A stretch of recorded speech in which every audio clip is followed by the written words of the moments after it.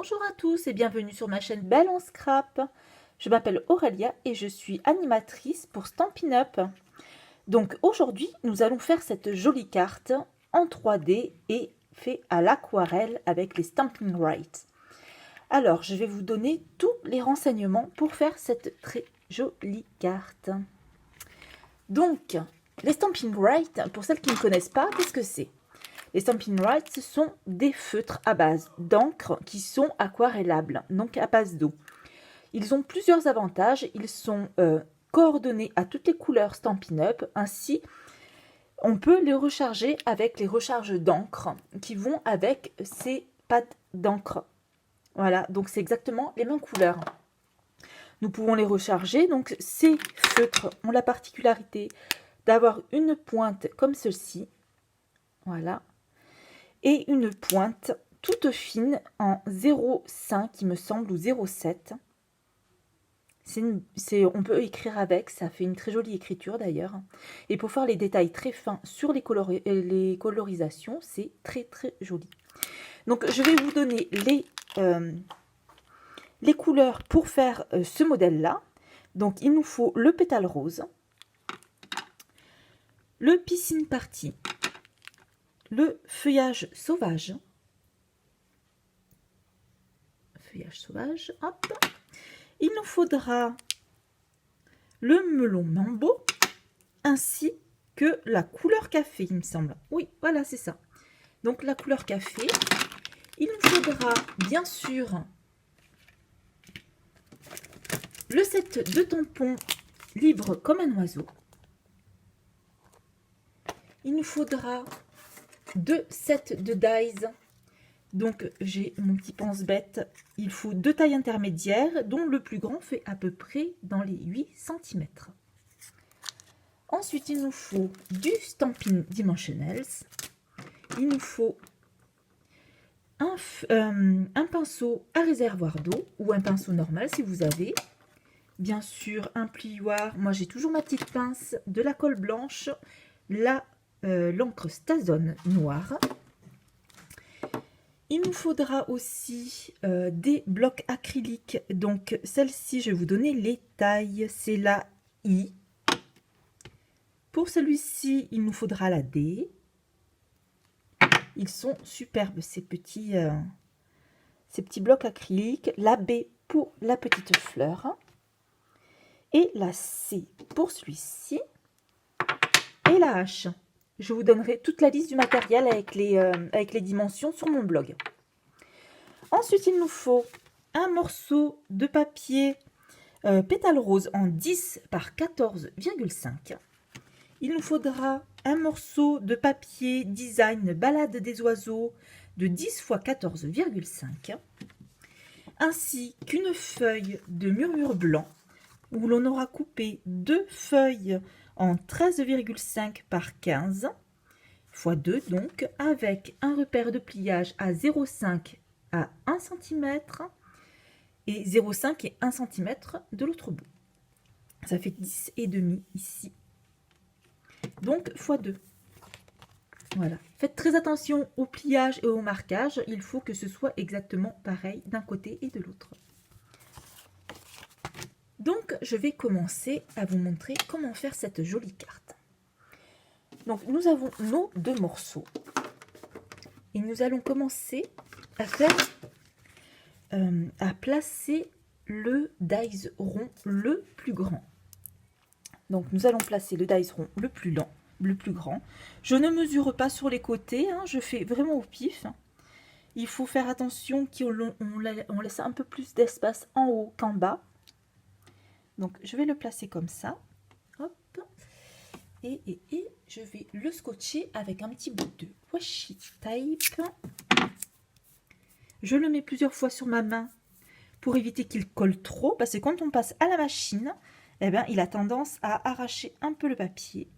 Donc, je le colle à l'intérieur, puisque c'est le morceau que l'on enlève. Donc, même si ça colle, ce ne sera pas très très grave. Donc, je fais ça. Il faut le passer à la Big Shot. Donc, nous avons notre grand rond. La deuxième étape, c'est de coller la feuille pétale rose en 10 x 14,5 à l'arrière. Donc nous allons le coller à l'arrière à la colle blanche. Faites attention de ne pas déborder sur les rebords de 1 cm autour. Voilà.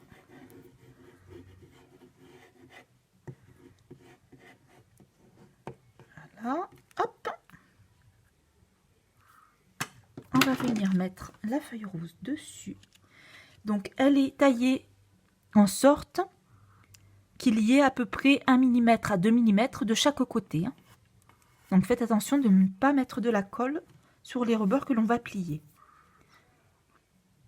Voilà. Donc on place bien la feuille. Et avec cette feuille, hop, on va venir essuyer le surplus de colle, que ce soit propre parce que c'est du blanc. Et on va positionner le second cercle à l'intérieur. Donc ça, c'est une petite astuce pour être sûre et certaine que les deux ronds soient bien l'un à côté de l'autre de façon harmonieuse. Donc on place bien son cercle. Hop. Et on le passe à la Big Shot.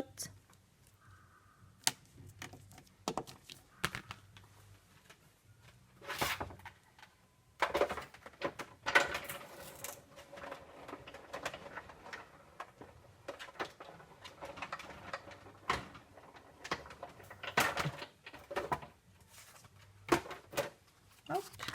Donc, on essuie un peu la colle qui a débordé avec la Big Shot. Nous allons nous occuper des pliages. Donc pour ce pliage, vous voyez ici le premier trait, on le plie vers l'intérieur, on le marque bien. On fait pareil de l'autre côté. Ensuite, on plie vers l'intérieur, vers l'extérieur, le deuxième. Et c'est là où on viendra coller la seconde partie. On fait pareil de l'autre côté.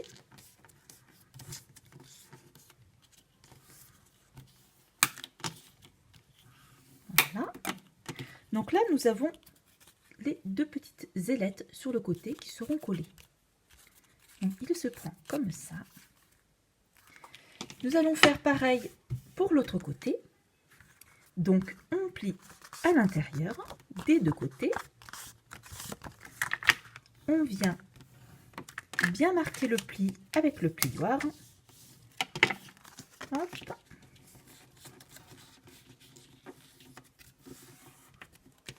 On vient plier vers l'extérieur le deuxième trait de pliage.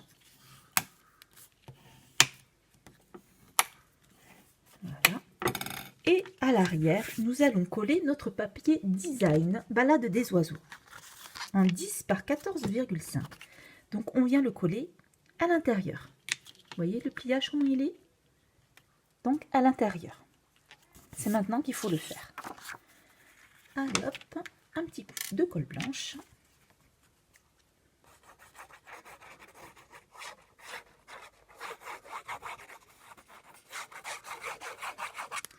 Et on vient le coller à l'intérieur. Et comme l'autre feuille, elle a un petit bord de à peu près 1 mm à 2 mm sur chaque côté.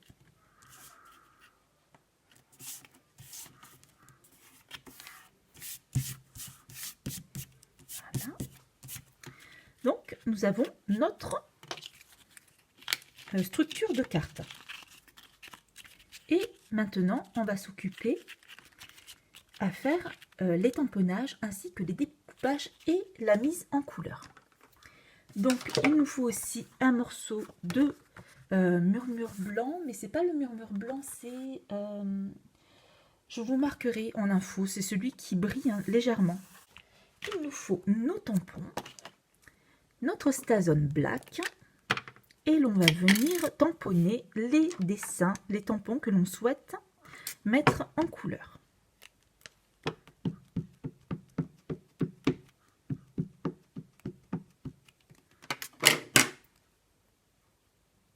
Comme ceci. Il se tamponne toujours très bien ces tampons, vous voyez, c'est vraiment de la qualité. Ce sont des très bons tampons. Donc, il nous faut une branche, un oiseau.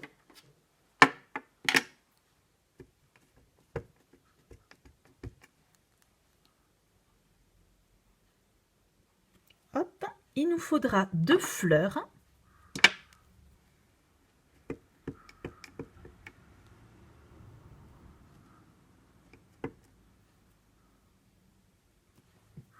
Ainsi que 2 feuilles de feuillage.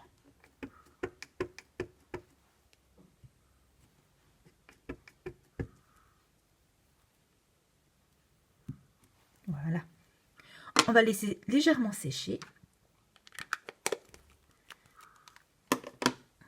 Il faut laisser sécher avant de coloriser. Je vais vous montrer comment coloriser avec les Stampin' Write. Donc, on va commencer par exemple à faire le petit oiseau qui est dessous ou les branchies. On va faire les branchages. Donc, pour faire les branchages, moi je prends le marqueur feuillage sauvage. Je viens avec la grande pointe déposer sur ma plaque. Ou si vous n'avez pas de plaque, vous prenez tout simplement un bloc acrylique. Vous venez avec votre pinceau et vous faites une dilution légère, une bonne dilution même, de la couleur verte. Vous verrez parce qu'elle teinte très bien. Et on vient en mettre partout sur la partie des feuilles. Comme ceci. Voilà.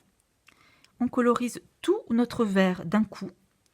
Comme ça nous fait gagner du temps.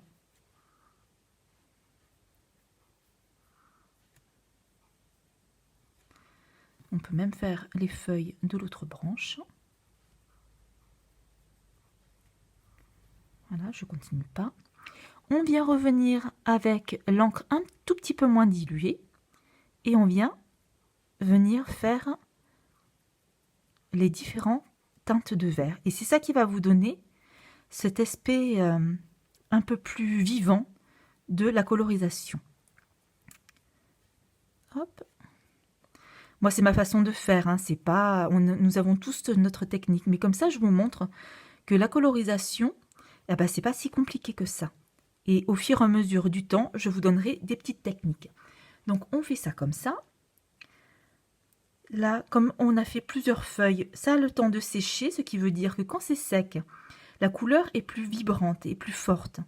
Si l'on souhaite, comment dire, fondre la couleur, il ne faut pas attendre que ça sèche. Hein. Je vais vous montrer ça sur l'oiseau. Donc, pour ces feuilles-là, ça nous donne des jolies différences de vert, hein, comme vous voyez. Ensuite, par exemple, pour les oiseaux, je vais essayer avec le plus gros. Je vais vous montrer. Donc, on n'oublie pas de bien nettoyer parce que sinon on en met partout. Donc, avec l'oiseau, je vais commencer à le coloriser avec le Piscine Party. Je viens avec mon pinceau que j'ai nettoyé préalablement parce que sinon on met de la peinture dessus. Donc pour nettoyer un pinceau à réservoir, c'est tout simple. Hein, on appuie dessus et on enlève la couleur. Donc on vient prendre le Piscine Party que l'on dilue et on vient mettre du bleu sur tout l'oiseau. Et on commence par les endroits où l'on pense que ce sera le plus foncé parce qu'avec le pinceau à eau, il y a l'eau qui se déverse petit à petit sur votre peinture. Ça le dilue au fil du temps en fait. Donc commencez par les endroits où vous savez où ce sera le plus foncé. Et là, pour cet oiseau-là, comme je veux fondre les couleurs, je mouille l'oiseau en entier. Et là, je vais venir mettre du marron. Donc je prends ma couleur café, la pointe large, et on fait pareil. Et là, pareil, on dilue vraiment beaucoup. Hein. On veut vraiment une dilution des couleurs. Donc, je commence aussi par les couleurs les plus foncées. Enfin, l'endroit où je souhaite qu'il y ait le plus de foncé. Et je viens étirer sans rajouter de couleur pour pouvoir faire un fondu. Donc, on fait pareil sur la partie de l'aile. Voilà. Et là, ça vous donne une sorte de relief. Et vous allez voir, on va revenir aussi avec le bleu pour pouvoir accentuer les reliefs de l'oiseau. Et comme je vous disais, il faut attendre juste un tout petit peu que ça sèche pour pouvoir accentuer encore plus fort les couleurs. On peut utiliser un peu le marron pour faire, comment dire, pour faire les volumes de l'oiseau. Hop, on va utiliser le marron pour faire les branchages. Ça sert à rien de gaspiller de l'encre. On va venir faire le bec en très très foncé, on évite que ça dilue. Donc on vient coloriser le bec, on vient reprendre certains endroits que l'on souhaite foncer. Voilà. Et là on va reprendre du bleu. Hop. Et je vous montrerai avec la fleur ce qu'on peut faire avec la pointe fine. On a tendance à l'oublier, mais elle est bien pratique. Donc là, ce qui est bien, c'est que quand on a les couleurs Stampin' Up, eh bien, on peut faire des ensembles. Donc là, je vais vous montrer aussi une petite technique pour fondre la découpe dans votre fond Stampin' Up. Si votre découpe n'est pas Zara, vous allez voir, j'ai une petite technique qui pourra faire merveille. Donc on continue à mettre le bleu. On ne rajoute pas d'encre et on vient fondre la couleur. Voilà. Donc ça nous donne ça. Voyez. Et si l'on souhaite accentuer les couleurs, on va venir avec la pointe fine et on va venir faire les petits rebords pendant que c'est encore mouillé. Voilà. Donc on accentue le bleu où l'on souhaite accentuer.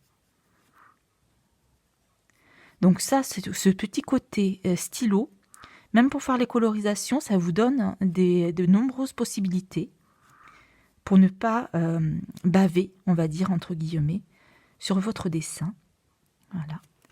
Et ça nous donne des petites touches de couleur beaucoup plus soutenues. On va faire pareil un petit peu avec le marron. Donc j'ai envie de faire beaucoup plus soutenu vers ici. Hop.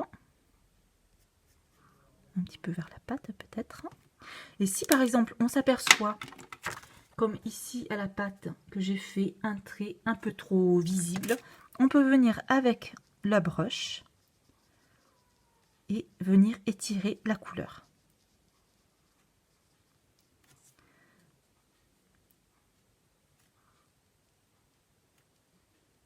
Et voilà, notre petit oiseau est colorisé. Donc la magie de la vidéo, plaf, il n'y a plus qu'à finir de coloriser et à découper les gens. Donc j'ai déjà fait toutes mes petites découpes, comme vous voyez, les colorisations des fleurs. Alors pareil, là pour les fleurs, j'ai utilisé le pétale rose, très dilué en fond, et ça fait une très jolie dégradée avec le melon mango. C'est super joli. Donc j'ai tout bien détouré, j'ai tout colorisé, et maintenant nous allons les placer sur notre base de cartes. Donc nous reprenons la base de cartes. Et là, on va venir mettre en place cette branche-là que je veux mettre en valeur en 3D à l'arrière. Donc, je la place à peu près où je souhaite la placer. Voilà, donc on imagine que la carte est ouverte. Et il faut faire aussi attention que quand on a placé et que quand c'est replié, ça ne gêne pas à l'autre côté, vous voyez. Il ne faut pas que ce soit plié, en fait. Il ne faut pas que ça vienne sur le côté ici et qu'une fois qu'on a tout fermé, eh ben, ça abîme votre dessin. Donc, on vient le placer au bon endroit. Hop. Voilà. Donc, moi, je souhaite qu'il soit vers ici. Je prends mon crayon. Je le déplie. Je prends mon crayon à papier. Et je viens faire la marque là où je dois le coller. Comme ça, ça me donnera une idée où je dois mettre la colle. Donc, on vient mettre un petit peu de colle sur le trait. À l'intérieur, puisque c'est les 0,5 mm où l'on va coller l'oiseau.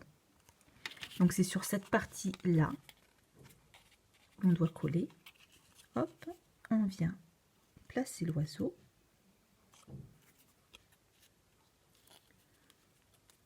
Voilà. et on vient le coller. Donc, il faut faire très attention à cette étape-là, de ne pas mettre de colle. Là où on ne souhaite pas, ce qui veut dire à l'intérieur de la carte ici, ou carrément sur le rebord de 1 cm. Donc, on vient coller. Hop, on déplie et on vient couper l'excédent.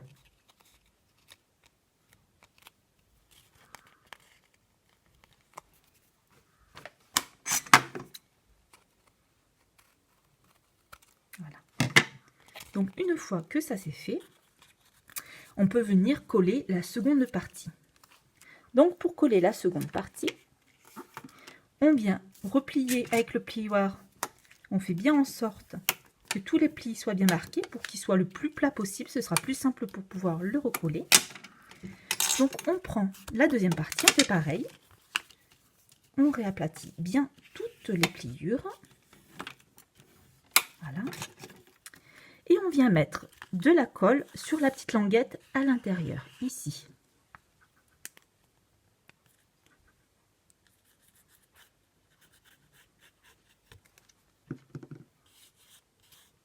On n'en met pas beaucoup parce que sinon ça va être trop long à coller hein, et ça va baver. Donc on prend les deux parties en 0,5 et on vient les placer l'une sur l'autre. Et on va les garder fermées pour que... Hop, voilà, on vient les placer l'une sur l'autre. Et on fait attention que les deux rebords soient bien alignés. Voilà. C'est un peu laborieux cette étape-là, mais c'est pas si compliqué que ça. Il faut un peu de patience. Voilà. Donc, on aligne bien sur ce côté-là. Et on aligne bien de l'autre côté. Et une fois que c'est bien droit et que c'est bien l'un devant l'autre, on vient plier. Et avec le plioir, on presse pour que la colle prenne bien. Donc, cette étape-là est un peu délicate. Il faut que les deux cartes soient bien l'une en face de l'autre. Il ne faut pas trop les tripoter parce que sinon on abîme le papier. Donc là, c'est collé de ce côté-là. Et on va venir faire la même chose de l'autre côté. Donc on met de la colle sur la languette à l'intérieur. Voilà. On vient l'étaler pour ne pas avoir de gros pâtés. Et on vient coller l'autre côté. Donc pareil. On fait en sorte que les deux se collent l'une à l'autre. On fait attention que la carte soit bien l'une en face de l'autre, comme ça.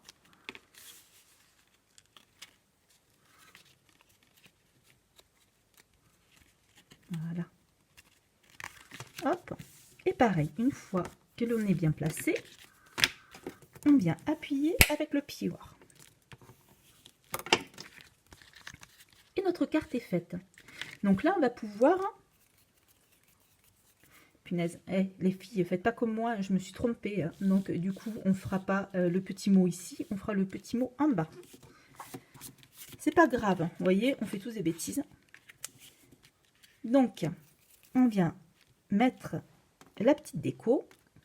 Donc moi, j'avais décidé de mettre une petite branche ici, avec une fleur. Je voudrais faire ça comme ça. Hop. Donc, je vais venir coller la petite feuille avec la colle blanche.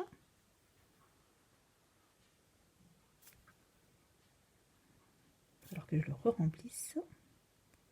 Voilà. Je viens coller la feuille. Je vais même mettre un peu de colle sur le rebord là. Et je viens coller la feuille à l'emplacement. Je vais faire pareil avec ma petite fleur, sauf que je vais prendre...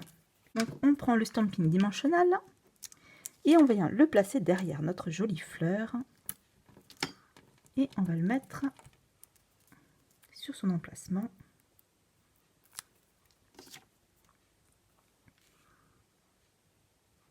On va le mettre ici. Voilà. Donc, on va mettre ça là. On va mettre le petit oiseau vers ici. Donc on va mettre, on repère à peu près où est-ce qu'il faut mettre de la colle, donc sur la partie basse de l'oiseau ainsi que sur la queue et les pattes, pour éviter d'en mettre un peu trop. Hop.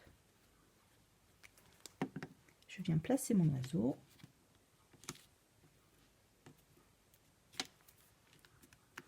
Je viens mettre la petite branche pour apporter un petit peu de verdure.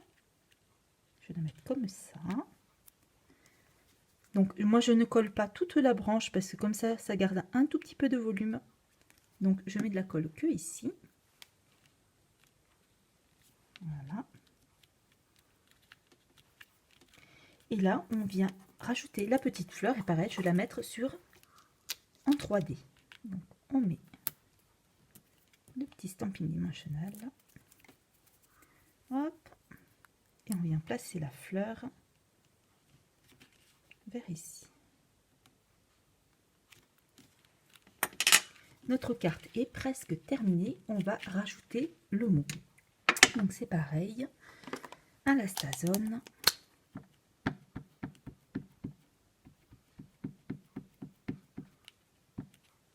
Nous sommes inséparables. Et je vais le mettre ici. Donc il faut faire attention d'être bien en face, que ce soit pas trop décentré. Voilà, je vais le mettre là. Et voilà. Et notre carte est terminée. Donc on se fait en 3D. Elle a eu le temps de sécher. Donc on peut venir prendre les rebords et la mettre en 3D. Et voilà la fille et les filles. Votre carte est terminée. Après, si vous voyez que le petit oiseau rentre un petit peu trop vers le devant, on peut s'amuser à plier un peu. Donc, j'ai oublié de vous montrer le petit truc pour faire en sorte que le blanc se voit moins sur le fond de la carte. Donc, un petit truc Stampin' Up. On prend la teinte la même que le fond. Et ça, on peut le faire sur plein de choses. On prend avec le pinceau et on vient teinter le blanc avec cette couleur-là. Donc là, on n'est pas obligé de tout faire, hein, mais seulement les endroits qui se voient le plus, qui sont le plus gênants à l'œil. Donc, on vient en mettre en dessous des pattes. Hop.